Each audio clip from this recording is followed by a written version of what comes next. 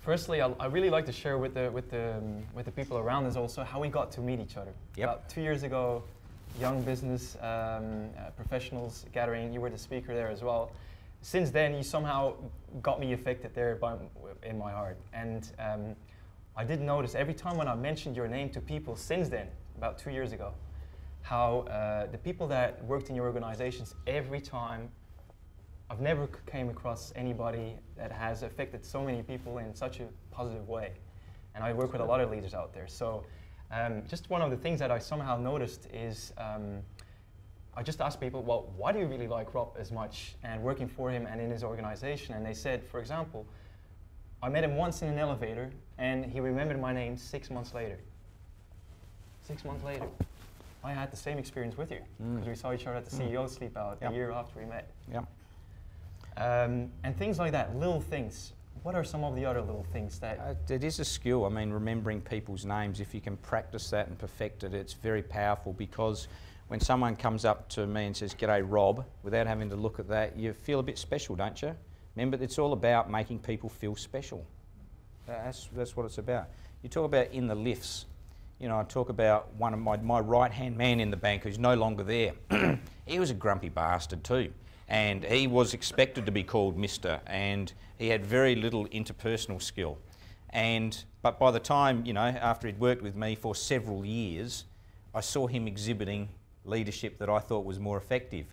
You jumped in the lifts at Bank SA, no one spoke to each other. No one smiled.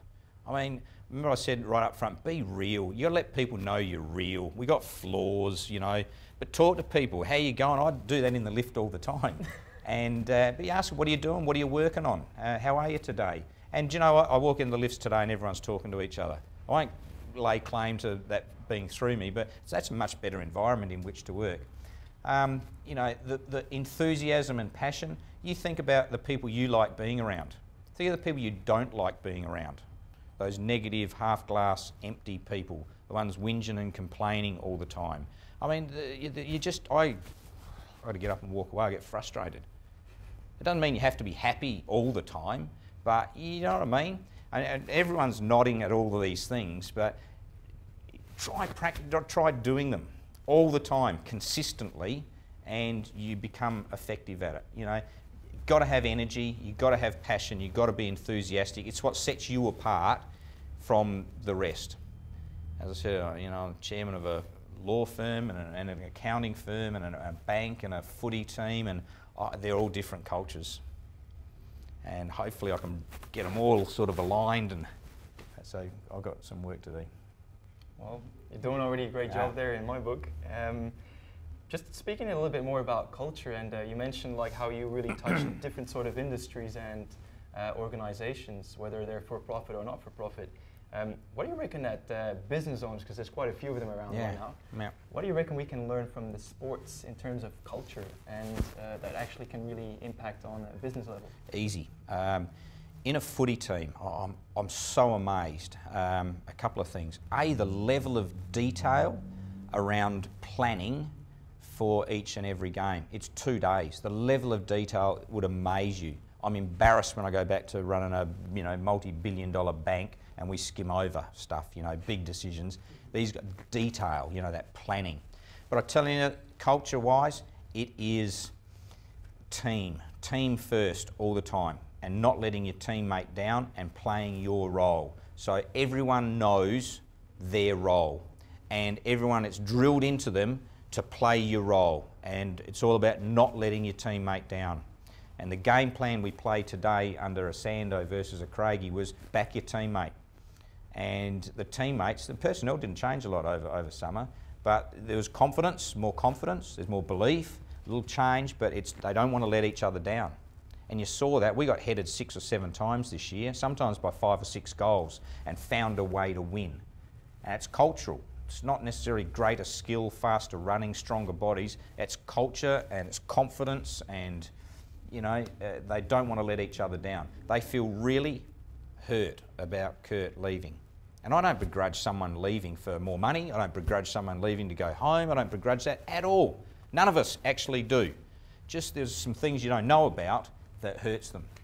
But I tell you what, I reckon I couldn't buy this motivation for $250,000. So look out. But mate, teamwork is what you learn from there. Leadership.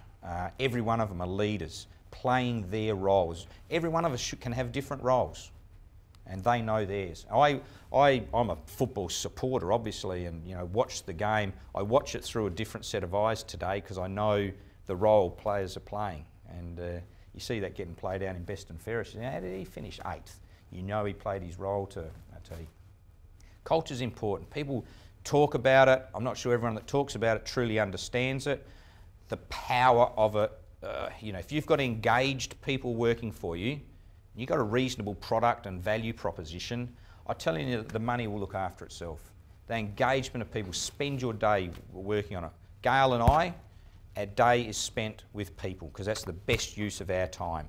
Customers and staff, best use of our time. Anyone can look through a balance sheet.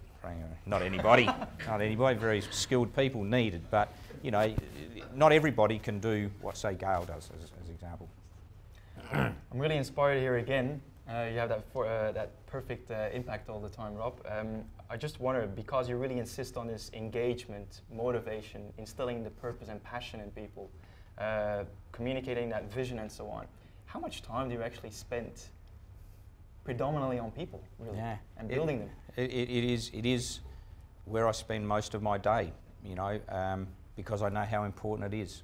I've seen other leaders just, close door, lock themselves in, and they crunch out enormous amounts of work and are very productive, but, your staff have to come on the journey with you. And Westpac, we've got 40,000 staff. Very powerful if you've got them lined up behind you.